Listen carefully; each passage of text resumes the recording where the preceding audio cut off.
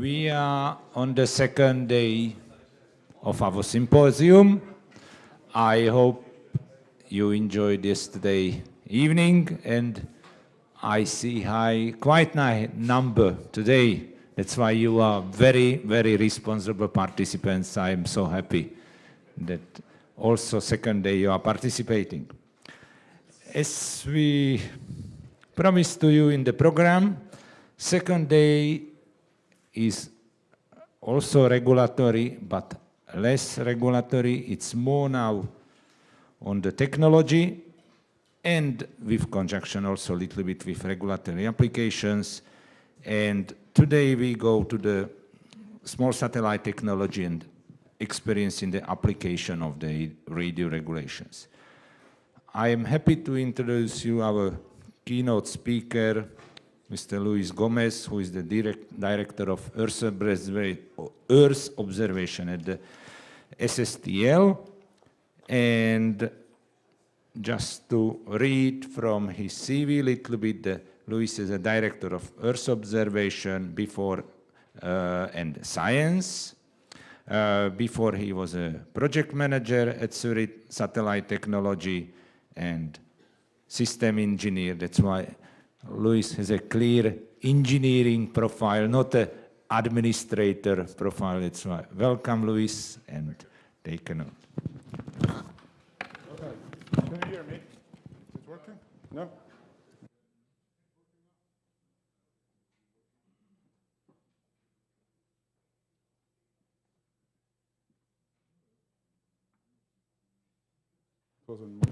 Okay. Okay. Good morning, everyone. As Attila said, my background is actually physics and engineering. I'm not, although these days I run part of the business at SSTL, that's not where I started. One thing I'm not is a specialist in regulation and even RF. I've got a colleague of mine here with me that is much better at that than I am, but what I was going to talk about this morning is more about where small satellites have come from, in my view, and also where I believe they are going in the next few years. So I'm trying to do this slightly, not a very detailed presentation, but more something that we can talk about, and just to give you an overview of where we come from. So I represent Surrey Satellite Technology. We are a company that originally we were a university company. We started as a small department at the University of Surrey in Guildford, near London. And in 2009, we were bought by Airbus. But we retain our independence. So as a company, we are still an independent company. We still have our own business plan. We still do our own things. And we have a board that is some Airbus members. But the university is still part of our company. They still own 1% of the company. And more than that, our chairman is also the director of the Surrey Space Center. He's a professor at the university. And as such, we retain a very strong link with the university. We are a fairly large company these days. And we've got offices in the US to do US business. But most of our operation is in southern England. We have a range of products. You could say that some of them are not that small. Towards the left here on the image, you start seeing spacecraft that are in the 400, 500 kilo. But inside, they are still very similar to what you see at the other end of the scale. And this is part of what small satellites are. It's not just sometimes about the size. Just some numbers. We have done, over the years, we have done about 43, we have 43 satellites that have been launched. We have existed since, as a company since 1985. The department at the university started in the late 70s, early 80s. And so we have kept the rate of a few satellites, one satellite a year, more than one satellite a year that we launch. So the lightest spacecraft we have done, 3.5 kilos, the heaviest 600. So it's a wide range. This said, that 600 kilo spacecraft is very similar inside to our 100 kilo spacecraft. Of course, we started, and I think it is somewhat relevant, our founder is there in the middle, Sir Martin Sweeting, those of you that know Martin. This is a very old picture. This is 1978. And this is when he was just an enthusiast. He was, at the time, a radio amateur. He still is, actually, quite a keen one. And he and a few of his colleagues at the university set up an antenna on the roof of one of the buildings. And that's how they started. They started by basically tracking NOAA and AMSAT satellites.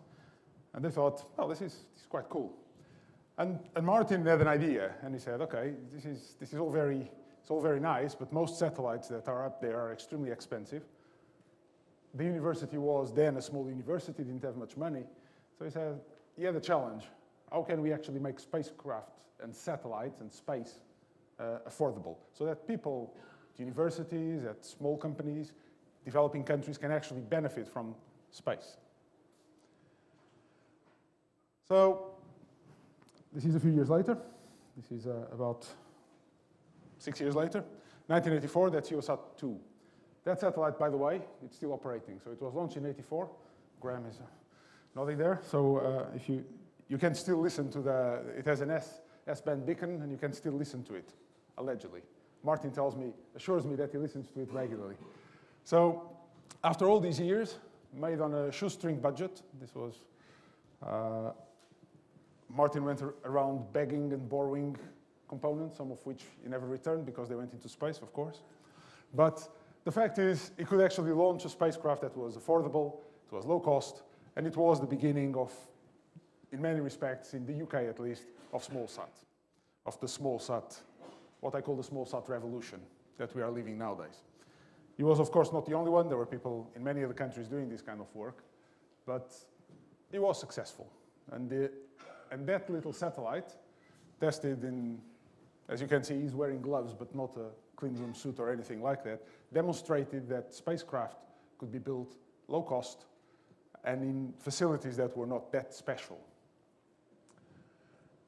Of course, what this has created, and many of you are in this area, work in the small satellite sector, what this has spawned and always demanded is creativity. And this is quite a creative community, and it has always been. The example I'm showing there is an antenna pointing mechanism. A few years ago, we needed higher downlink rates. So we needed some way of actually increasing our downlink rate. And it was quite difficult. We had reached our limit with X-band, so we looked at how can we improve that. And we looked at something that allowed us to have a high-gain antenna pointing directly at the ground station. We looked in the market, and the cheapest we could buy was about $2 million. So we said, okay, that's ridiculous. We can do it for a lot less. Even then, we had a quote for the antenna itself, not for the mechanism, from someone else for about 250,000 euros. And one of our engineers went home on a Friday and said, God, that's ridiculous. So he went to his garage over the weekend, and he actually built that horn. He built a prototype of that, and he showed we could do that for about $5,000. And then, all the mechanisms and everything, we designed in-house, we tested. Actually, that product, in the end, although being about one order of magnitude lower cost than the lowest commercial one that we could buy at the time, is actually qualified. This has gone through a full qualification process, actually to a level that is above what ECSS recommends, above what ESA recommends. So you can actually do things that are simpler, cheaper, faster to build, but they are as reliable as what is done usually in the much more expensive processes. It's just a question of being creative and innovate. So another example. So what I like to say, and some people disagree with me, but actually I believe that the DMC was probably the first EO constellation that was designed as that from the beginning. And it was designed, again, as something that there was a problem, and the solutions for that problem were not very satisfactory. So if you wanted to do disaster management, disaster monitoring, you need large area imaging, and in the late 90s, there were very few solutions for that. So a few people at SSTL said, okay, how can we use this technology, this lovely technology of small satellites we have been developing by then for about 20 years, how can we use it to solve that problem? And so the disaster monitoring constellation was born. And effectively, you had probably the first constellation by about 2003 that could image pretty much any place on the globe every day, if you wanted. You could choose a target and say, I'm going to take a picture of this target every day, at any point, for what, at the time, was about $60 million. And this was quite an achievement, not only because of what it allowed, but also because it started a series of other products. There were several, it started as a disaster management, disaster monitoring constellation, but it ended up actually being an environmental monitoring tool. I can just give you a few examples. So this is you probably have seen these pictures several times. This was actually taken by a Nigerian satellite that we built with the Nigerians in 2001 with NASDRA, the space agency, 2001, 2002, and 2003. And this is New Orleans. This is after Hurricane Katrina.